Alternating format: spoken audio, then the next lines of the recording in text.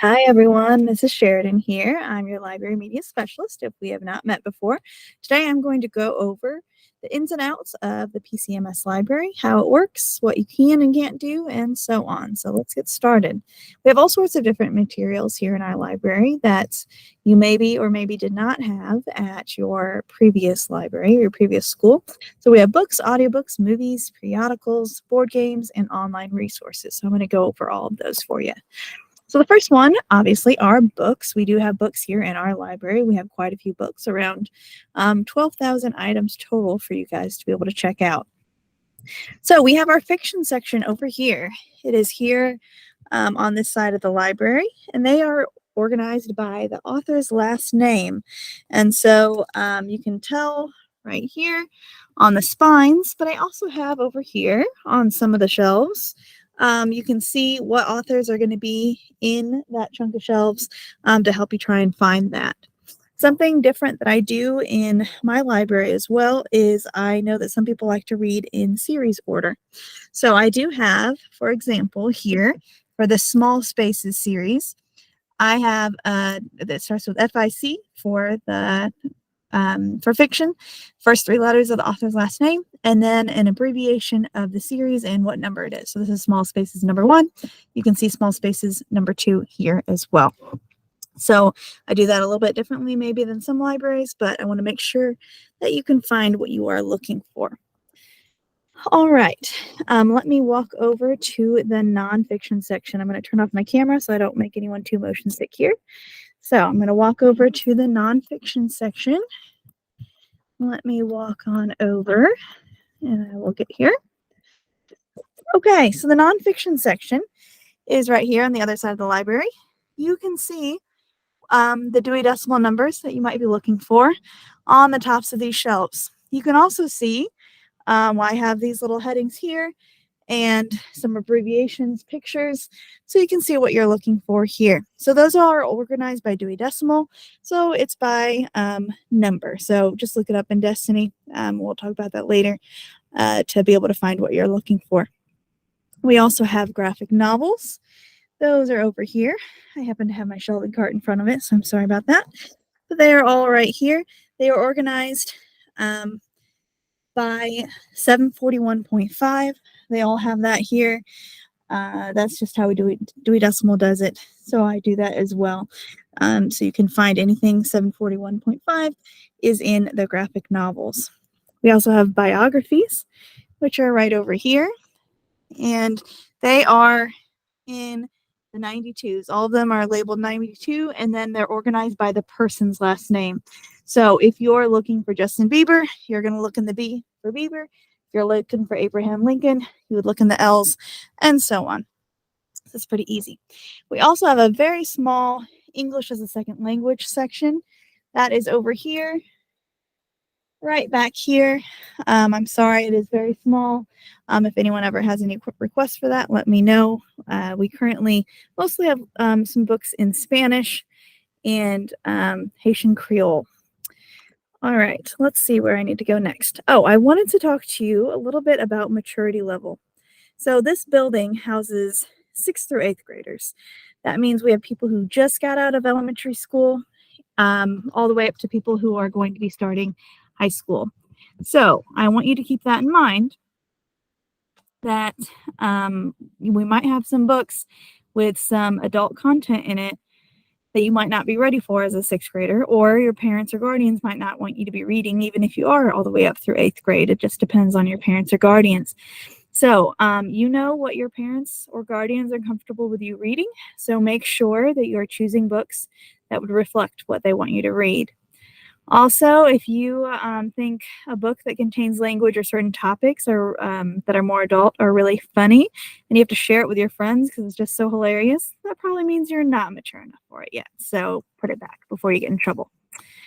All right, I wanted to talk to you guys about audiobooks. We have audiobooks here, all sorts of different audiobooks. And my favorite type of audiobook is a playaway. So a playaway is an audiobook that has or it's an MP3 player that just has one audiobook loaded on it. You can see it right here.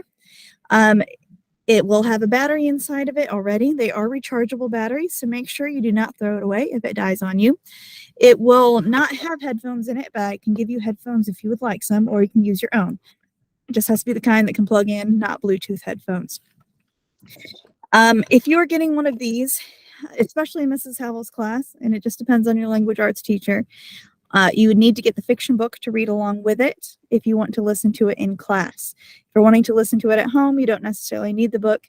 But if you listen to the audiobook and read along with the book at the same time, it really does help you focus, and it helps with your reading comprehension and so on. So that's just a recommendation or a requirement, depending on your teacher.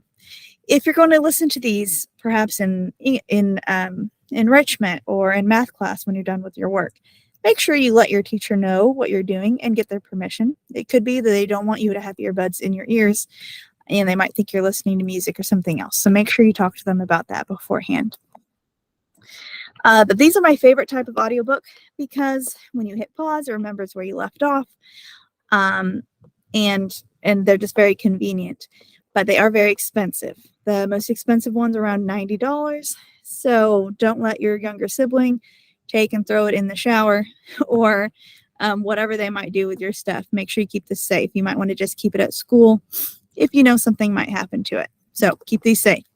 We also have something that we just got that is newer to us, our Wonder Books. So Wonder Books are the actual book. Looks like the regular book, has the full text of book, but then it has like the playaway attached to it on the inside. So this does have a speaker built in. So if you don't have your headphones plugged in, it will play out loud. So be careful there. Otherwise, just make sure you have your headphones plugged in and you can listen to this and read it at the same time. You don't have to worry about having two things checked out. These are also more on the expensive side, so please be careful when you get those. But otherwise, we also have books on CD and books on tape. So that is the very bottom shelf down here. Books on CD are my least favorite, I'm going to be honest, because when you hit stop on a CD player, it doesn't remember where you left off. So you're going to have to keep track of where you get a book on CD. Book on tapes are great, except the tape players tend to break on us. But we do have some tape players and CD players you can check out if you are going to check out either of those types of audiobooks. All right, our reference section. These are books that stay in the library, so everyone has access to them. Some of them are for that reason, some are because they're too fragile. So these are just on the other side of the audiobooks, and they are right here. So anything with an REF on the side, you know that you cannot check it out. All right, we also have movies. Movies are right over here. We have a collection of movies that contain Blu-rays, DVDs, and VHS. If any of you guys happen to still have those types of players at home, just know that if it is PG-13, you do need parent permission or parent or guardian permission for that. That is just a rule that we've always had in our school, so we have to continue following that rule. All right, something that is newer to us is having board games. So we have a board game collection here. And I actually just got a whole bunch of new ones over the summer. So we have all sorts of new ones to add to this collection. So let me show you how board games work. So for me, or yeah, let me put this right over here. Forgot I put this card here just for this reason. So here at my library, I keep all of the board games inside a plastic bag like this. But this is for two reasons. One, to keep it clean, so it doesn't get dirty if you happen to spill something or whatever. And then two, these are going in your lockers, and the bag keeps all the pieces from falling out. But just know when you get one of these, don't throw these away. Please keep them, put them back in the bag when you're done playing, and zip it up so we don't lose any of those pieces. But there's also something in here that shows you what all pieces should be included. So that way you know what all you need to return. No one likes to play a game that has missing pieces in it. It'll also have some Ziploc bags.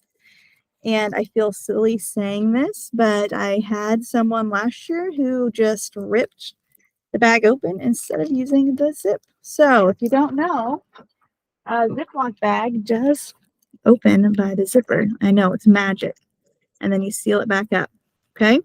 So those are there for a reason. That way, if the box does drop, the pieces don't spill everywhere. So please keep the bags, put everything back in the bags how you found it, and make it nice for the next person after you. But we really like having the board games here. They are exciting to have. But I need to know that you can handle the responsibility of having it. So sixth graders, we probably won't check those out right away, but we can talk about that more later. All right, let me go back over here. Okay, we also have magazines. I'm going to once again turn off my camera for a second.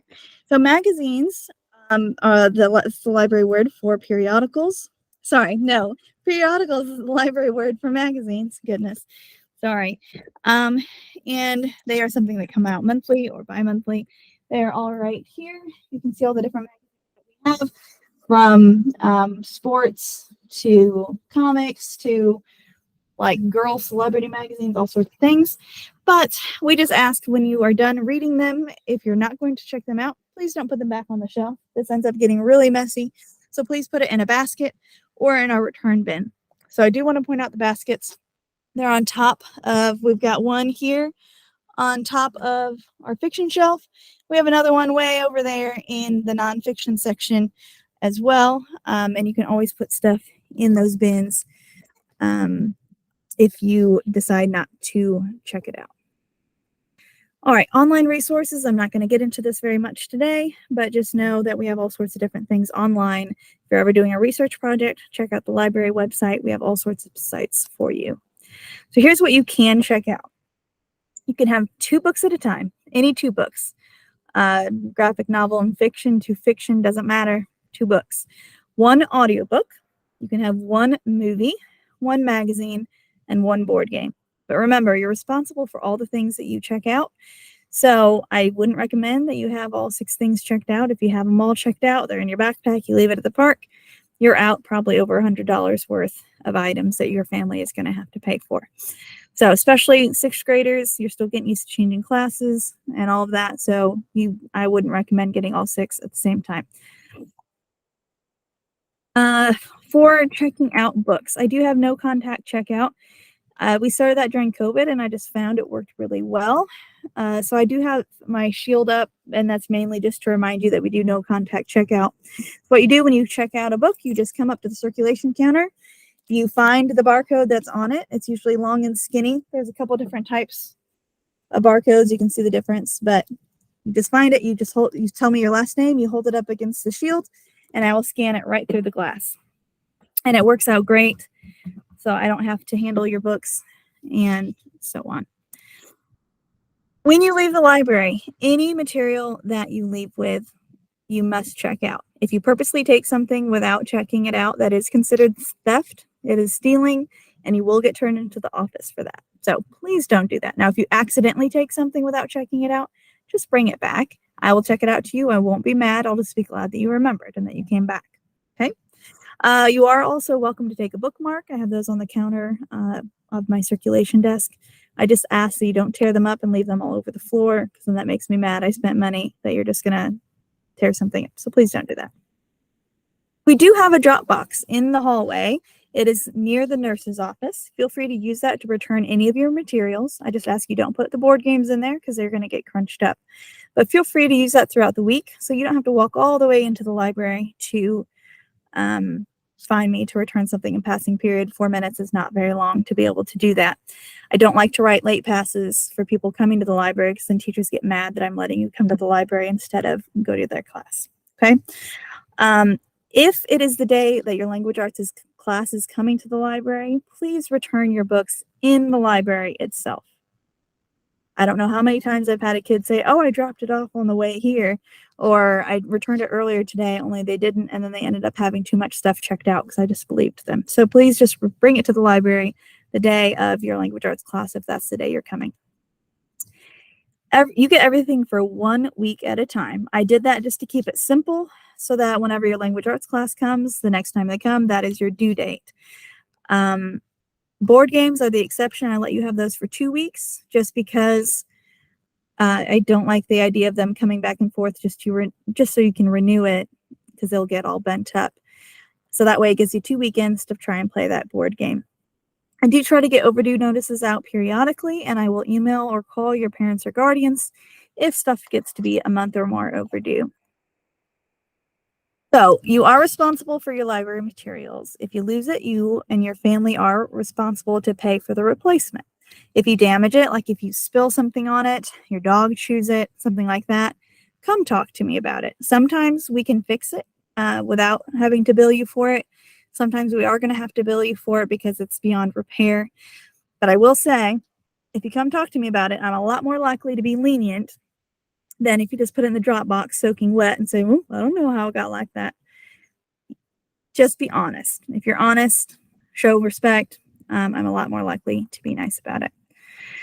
All right, library don'ts. Please do not reshelve books. Put them in the basket, like I pointed out before, or in the return bin. I don't know how many times someone says, oh, I know exactly where that book goes. And it turns out they are one shelf section off, one shelf down. This happens to me at the public library as well. When I go to try and find a book, I'll always try and check those two spots because that's usually where it is if someone puts it back. Please don't repair a book yourself. I have special book tape and book glue, and that's part of my job is to do the book repair. So if something happens, just bring it to me and I will fix it for you. Also, don't be nervous. I'm going to be upset with you if a book starts to fall apart. A lot of times it is totally not your fault. Like the Lightning Thief books, they've been checked out over 100 times. They're going to start falling apart. Not your fault at all. Please do use bookmarks instead of dog-earing the pages. That means don't fold down the pages. It's not your book. If it's your book, fold all the pages you want. A library book is really annoying if you have every page that's already pre-bent. So please be nice to the library books. Remember, it's not just you who's going to be using that book, but over 500 other students, and not just this year, but every single year until we decide to get rid of that book. Destiny is an online system for looking up books. The URL for that is destinyexpress.com. And we will talk about that more later. Oh, sorry, Destiny Discover. I totally said that wrong. DestinyDiscover.com.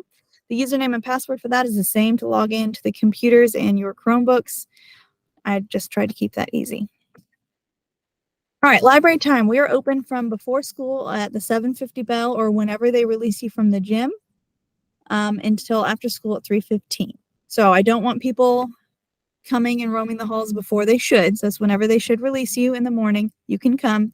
You can also come after school if you know that you are a car rider and that you have time to do so. I don't want anyone missing their bus to come to the library, but you're welcome to come then. You could come in passing periods, but it's not really recommended just because a lot of times you don't actually have time to get in and out without being late. Like I said, I don't like to write late passes for visiting the library because I don't want to make the teachers upset with me. During enrichment, you can come. Each grade level has their own day of the week that they can come to the library. This might change, so don't keep this set in stone. But as of right now, 8th graders are going to come on Tuesdays, 6th graders are going to come on Thursdays, and 7th graders are going to come on Fridays. That might change. I don't know. But when you come, please only bring your library materials. Don't bring binders or textbooks. And you do need to have your teacher's permission before you come. I would like it on a paper pass, please, because if we had a fire, I won't be able to see all of your individual planners. So I like them to be on a paper pass so I can scoop up that pass. I can take those out with me whenever we have a fire. If we were to have a fire. Hopefully we never have a fire, but a drill is more likely. All right, library door. Due to safety reasons, we're supposed to have the door closed for all the classrooms, including the library at all times. I do have a doorbell. Please just press it once. I will hear it. Sometimes I might be in the very, very back working on books. I do have a doorbell ringer back there that I can hear. So I will come running out if I hear you. If my lights are off, like are in this picture here, that means I'm not in here. So don't sit there wasting your time for me to come. I have to have these lights on that are connected to the computer lab. It's just weird wiring. I think it's because it used to all be one room or something like that. But either way, if it looks like dark like this, but just a little bit light in the back, I'm not in there. So don't wait for me. All right, miscellaneous things. Always please do push in your chairs whenever you leave. We do have students in wheelchairs. It's very hard to get around when the chairs are out, and they're heavy chairs, so it's not easy to push them in if you had to do them all at one time. You may get books off of my wooden return cart. that I'll have out. It's usually by my circulation counter. We have 2 trash cans in here, one by the circulation desk, one by the door, along with Kleenexes at both of those locations and hand sanitizer. So just so you know. And then whenever you go to check out, please do tell me your last name. I'm very sorry that I can't remember everyone's name, especially at first, but we have close to 500 students and it's really hard for me to remember all of them. I do try my best, but I'm sorry if I can't remember your last name. Also, if you go by a first name that is something different than your given first name, please do let me know that. I want to call you what you want to be called. And I will change that in my library system. So example, Timothy, you might go by Tim. All right, thank you so much for listening. I'm so sorry I had to talk for so long today. I don't normally talk this long, but thank you. I hope to see you soon. Bye.